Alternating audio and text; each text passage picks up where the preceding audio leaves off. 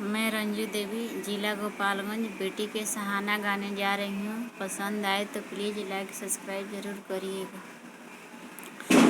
बानावा में फूलेला बनैया फूलवा हो, डाढ़ भुइयाँ लोटी जस। बानावा में फूलेला बनैया फूलवा हो, डाढ़ भुइयाँ लोटी जस। ससुरा में रोएली रेखा बेटी हो, केहू आवे ना जस।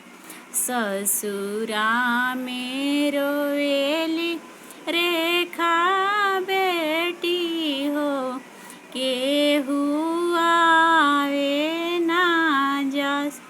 आगे आगे अवेला सारा भार हो, पीछे नौआ जाम।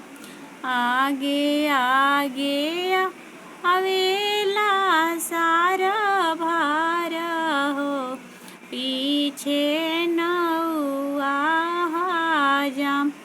ओकरा पीछे आवेले छोटा ना भैया हो, भैया डोली के सिंगार।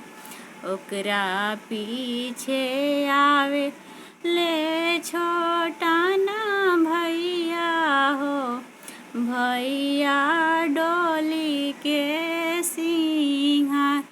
कहवा बैठा इवा में सारा भार हो, कहवा नौआ जाम। कहवा बैठ इवा छोटा ना भैया हो, भैया डोली के सिंगार। कहवा बैठइबा छोटा ना भैया हो, भैया डोली के सिंगार।